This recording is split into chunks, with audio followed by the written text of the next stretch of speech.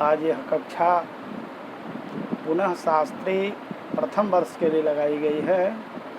जो छात्र शास्त्री प्रथम वर्ष में व्याकरण विषय न लेकर साहित्य आदि विषय लेकर पढ़ रहे हैं, उनका अनिवार्य प्रथम पत्र संस्कृत व्याकरण होता है। उसमें पाठ्य पुस्तक के रूप में लघु सिद्धांत कौमुदी निर्धारित है, जिसका समास प्रकरण, संधि प्रकरण और कारक प्रकरण विशेष रूप से पठनीय है। इसी क्रम में अभी समास प्रकरण का पाठ चल रहा है। पूर्व कक्षा से बहुव्रीहि समास का पाठ चलते आ रहा है। बहुव्रीहि समास करने वाला लघु सिद्धांत कौमुदी में मात्र एक ही सूत्र है, पूर्व में बतला चुका हूँ। शेष सूत्र नियम बनाने वाले हैं। इसी क्रम में आगे सूत्र आता है द्युत्रिभ्याम सह मूर्धनः, अर्थात ये कहते हैं कि आभ्याम मूर्धनः सह स्याद बहुव्रीहौ, अर्थात द्वि और त्रि शब्द के बाद अगर मूर्धन शब्द आता है और समास होता है बहुव्रीहि समास, तब समासांत स प्रत्यय किया जाता है। समास हो जाने के बाद स प्रत्यय होता है। यह सूत्र चूँकि पूर्व में भी पढ़ा चुका हूँ, पुनः पुनरावृत्ति करते हुए इसको पढ़ा करके मैं आगे बढ़ूँगा। तो यहाँ द्विमूर्धनः और त्रिमूर्धनः शब्द बनाना है। तो इसमें द्वौ मूर्धानौ यस्य,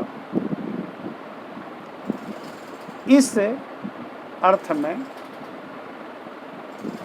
द्वि औ और मूर्धन औ, इस अलौकिक विग्रह की स्थिति में अनेक अमन्य पदार्थ है, इस सूत्र से समास किया जाता है, जो बहुव्रीहि समास होता है। समास के बाद कृतद्धि समासाश्च से प्रातिपदिक संज्ञा होती है और सुपो धातु प्रातिपदिकयों से विभक्ति का लोप हो जाता है। तो द्विमूर्धन शब्द बच जाता है। इसके बाद ये सूत्र लगता है द्युत्रिभ्याम सह मूर्धनः, यानी द्वि और त्रि शब्द के बाद अगर मूर्धन शब्द हो तो स प्रत्यय होता है। तो द्वि शब्द के बाद मूर्धन शब्द है तो स प्रत्यय हो गया, स मूर्धन सकार है। तो द्वि मूर्धन स हो गया और स का स लोप हो जाता है, बच जाता है अ। तो द्वि मूर्धन अ। इस स्थिति में एक नस तद्धिते सूत्र है। तद्धित प्रत्यय परे रहने पर अणे नान्त भाग जो है, नान्त जो शब्द है उसका टी का लोप होता है। तो नान्त शब्द है मूर्धन, उसका टी अन लोप हो गया। तो द्विमूर्ध अ हो गया, ध हलंत है, वो अ से मिल गया स के अ से, तो द्विमूर्ध अकारांत शब्द बन गया। इसके बाद पुनः पूर्व प्रातिपदिक के आधार पर, चूँकि एक बार प्रातिपदिक संज्ञा कर चुके हैं, दोबारा करने की आवश्यकता नहीं है। इस तो पूर्व प्रातिपदिक के आधार पर इंज्ञा प्रातिपदिकात से प्रथमा एक वचन के विवक्षा में सूर्य विभक्ति ला करके द्विमूर्धा शब्द बनाते हैं। अर्थात दो मूर्धा, मूर्धा कहते हैं मस्तक, दो मस्तक है जिस पुरुष का या को, उसको द्विमूर्धा कहते हैं। उसी तरह से त्रिमूर्धा बनाना है तो क्या बनाएंगे? त्रयः मूर्धानः, त्रयः मूर्धानः यस्य, मूर्धा मूर्धानौ मूर्धानः, रूप चलता है। तो त्रयः मूर्धानः यस्य, इस लौकिक विग्रह की स्थिति में, अलौकिक विग्रह करते हैं त्रिजस मूर्धन जस, इस स्थिति में पुनः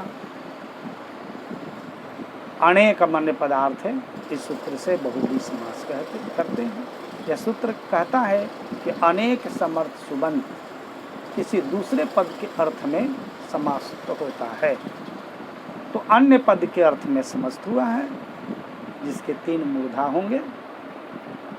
तो समस्त हो जाने के बाद पुनः कृतादि समासास्य से प्रातिपदी संज्ञा और सुपो धातु प्रातिपदे के उनसे विभक्ति का लोप कर देंगे, तो त्रिमूर्धन बच जाएगा। अब त्रिमूर्धन जब हो गया तो पुनः यहाँ द्वित्रिभ्याम स मूर्धन, इस सूत्र से स प्रत्यय करेंगे, स का सकार रूप हो जाएगा और बचेगा। अब मूर्धन का अनुभाग जो टी है उसको नस्तद्धिते, इस सूत्र से लोप कर देंगे, ध हलंत हो जाएगा, ध जाके स घटक जो आकार है उससे मिल जाएगा, तो त्रिमूर्ध बन जाएगा आकार। उसके बाद पुनः विभक्ति आदि कार्य करके त्रिमूर्ध बनाएंगे। तो इस तरह से 3 मूर्धा वाले जो पुरुष हैं या जो देव हैं, जो भी हों, उनको त्रिमूर्धा कहेंगे। उसी तरह से अगला सूत्र एक और आता है जिसे अप प्रत्यय किया जाता है, तो स प्रत्यय हुआ अंतर बहिर्भ्याम च लोमनः, अंतर बहिर्भ्याम च लोमनः, अंतर और बहिर शब्द के बाद लोमन शब्द अगर अंत में आता है तब समास होने के बाद अप प्रत्यय किया जाता है। तो देखिए, अब अंतर लोमन बनाना है, तो अंतर लोमानी यस्य, माने अंतर छिपा हुआ है, लोम रुआ को कहते हैं, जिसके अंदर में ही है लोम जिसके। तो इस स्थिति में अंतर और लोमन जस, इस अलौकिक विग्रह की स्थिति में अनेक मन्य पदार्थ है, इस सूत्र से समास करेंगे जो बहुव्रीहि समास होगा। और समास के बाद कृतादि समासास्य से प्रातिपदिक संज्ञा अर्थवत धातु, और इसके बाद सुपो धातु प्रातिपदिक से विभक्ति का लोप, तो अंतर लोमन बन जाएगा। अब अंतर लोमन जब बन गया तब अंतर बहिर्भ्याम च लोमनः, इस सूत्र से अप प्रत्यय हुआ। अप प्रत्यय में प लोप हो जाता है, प की संज्ञा हो जाती है हलंत्यम से, उससे लोप हो जाता है और बचा है। तो अंतर लोमन और इसके बाद पुनः नस्तद्धिते, इस सूत्र से लोमन घटक जो टी है अनुभाग लोप हो जाता है। लोमन, मौन म का अ न लोप हो जाता है, तब म हलंत हो जाता है। तो अंतर लोम अ, अप का जो अ है उससे म मिल गया, अंतर लोम बन गया अकारांश। इसका अंतर का जो र है जल तुम्बिका न्याय न रेफ से ऊर्ध्वगमनम से ऊपर चल जाता है, अंतर लोम बन जाता है। अब प्रथमा एक वचन के विवक्षा में सुविभक्ति ला करके अंतर लोम बनाते हैं, अर्थात अंदर में जिसके लोमा हैं छिपे हुए हैं उस व्यक्ति को अंतर लोम कहते हैं। उसी तरह से बहिर्लोम, बहिर्लोम शब्द बनाना है तो क्या कहेंगे, बहि लोमानी यस्य, बहि माने बाहर हो, रोम जिसके, उस पुरुष को कहेंगे बहिर्लोम। तो अंतर यदि बहि लोमानी का बहि और लोमन जस, इस अलौकिक विग्रह की स्थिति में अनेक मन्य पदार्थ है, इस सूत्र से समास करेंगे, बहुव्रीहि समास होगा। और समास होने के बाद पुनः कृतधित समास शास्त्र प्रातिपदिक संज्ञा और सुप धातु प्रातिपदिकों से व्यक्ति का लोप, तो बहि लोमन हो गया। अब पुनः अंतर बहिर्भ्याम च लोमनः, इस सूत्र से अप्रत्यय करेंगे, तो बहिर लोमन हो गया। बहिर लोमन, अ पकार लोप, अ बच गया। और लोमन के अन भाग को हम पुनः नस्तद्धित सूत्र से लोप कर देंगे, अन को महलंत हो जाएगा, मोजा के अप्या से मिलेगा, तो बही लोमन। और यहाँ भी जो रेप है या विसर्ग बना हुआ है उसको हम रेप की स्थिति में चलतुम्बिका न्याय न रेपस्य ऊर्ध्वगमनम ऊर्ध्वगमन कर देंगे, तो बहिर्लोमः शब्द बन जाएगा। तो बहिर्लोमः और अंतर्लोमः ये दो शब्द बनते हैं इस तरह से। अगला पुनः एक सूत्र आता है, पादस्य लोपो अहस्त्यादिभ्यः। कह रहे हैं कि अगर समास होने के बाद पाद शब्द अंत में आता है तो उसका लोप हो जाता है। अब यहाँ देखिए, पाद शब्द का लोप होने का मतलब पाद का लोप नहीं हो जाएगा, हलवंतस्य सूत्र पहुँच गया, और षष्ठी निर्दिष्ट से जो कार्य होता है अंतल के स्थान में होता है। तो पाद का जो अंत अल है द घटक आकार, वो लोप होगा। पाद का लोप होने का मतलब पाद का लोप नहीं हो जाएगा, पाद पैर को कहते हैं। तो द में जो अ है द घटक आकार, वो लोप होगा। तो अब देखिए, लेकिन अहस्ते आदि भी, हस्ती आदि शब्द होगा तब नहीं। तो अब यहाँ पाद का लोप करते हैं, कैसे?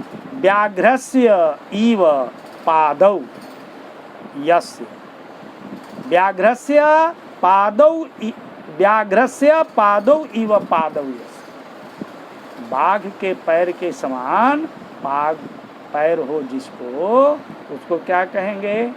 व्याघ्र पात कहेंगे। तो व्याघ्र पात शब्द कैसे बनेगा?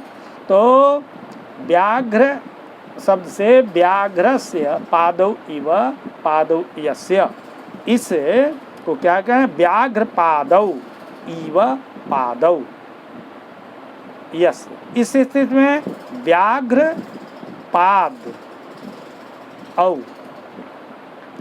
व्याघ्र पाद औ, पाद औ, यहाँ समास करते हैं। और बनना चाहिए व्याघ्र पाद पादौ होना चाहिए, लेकिन पाद शब्द का यहाँ लोप हो जाता है, तो व्याघ्र पाद ऐसा बन जाता है। व्याघ्र पाद बन जाता है तो द का जो आकार है वो उसका लोप हो जाता है। लोप हो जाता है तो ये हलंत हो जाता है, व्याघ्र पाद, द हलंत हो गया। और द को पुनः चर्त करके त बनाते हैं, व्याघ्रपात भी कर सकते हैं, व्याघ्रपात। यहाँ मध्य पद लोपी समास होगा। अनेक अनेक का मतलब व्याघ्र के पाद के समान पाद हो जिसके, तो व्याघ्र का जो पाद है वो लोप हो गया, और अंतिम जो पाद बच गया व्याघ्रपाद, उसके द के अ को लोप करते हैं। व्याघ्रस्य यदि पादस्य लोपो अहस्त्यादिभ्यः, इस सूत्र से लोप कर देते हैं, तो व्याघ्रपात बनता है। अहस्त्यादिभ्यः यानी हस्ती आदि नहीं हो तब, जैसे हस्तिपाद, यहाँ हस्तिनः पादौ इव पादौ यस्य, हाथी के पैर के समान पैर हो जिसके। कहते हैं कि यहाँ भी समास होने के बाद में हस्तिपाद पाद हुआ, हस्तिपाद पाद, पाद जो हस्तिपाद का है तो लोप हो जाएगा, हस्तिपाद। अब यहाँ द का जो है अ लोप नहीं होगा, क्योंकि पहले ही कह दिया है अहस्त्यादि भी, हस्ती आदि शब्द अगर में हुआ तो वहाँ पर लोप नहीं होता है, नहीं लोप होगा। तो द अकारांत पाद शब्द है, पुनः उससे विभक्ति आदि कार्य करके हस्तिपाद बनाएंगे। उसी तरह से कुशुल पाद, हस्ते आदि शब्द में कुशल शब्द भी आता है। कुशल शब्द आता है तो उसमें भी लोप नहीं होगा। कहते हैं कि अहस्ते आदि है, हस्ते आदि में लोप नहीं होता है, तो वह अकारांत रहेगा। द का जो अंतिम अ है वो लोप नहीं होगा, तो कुशल पाद अकारांत बन जाएगा। और ये हस्त्यादि गण में जो पाठ हैं नहीं आए हैं, उन शब्दों से अगर पाद शब्द अंत में होगा और समास हो गया होगा, तब यहाँ पाद शब्द का लोप हो जाएगा, अर्थात पाद शब्द का अंतिम जो अल है उसका लोप हो जाएगा, तो हलंत बन जाएगा। अस्तिपात यदि व्याघ्रपात जैसे बना है इत्यादि। इस तरह से हम लोग देख रहे हैं कि समास होने के बाद में बहुत सारे सूत्र हैं जो समासांत प्रत्यय करते हैं, समासांत कार्य करते हैं, और उसके बाद बहुवचन समास का शब्द निर्मित होता है। इस तरह से पूरा हम अगली कक्षा में मिलेंगे। ओम।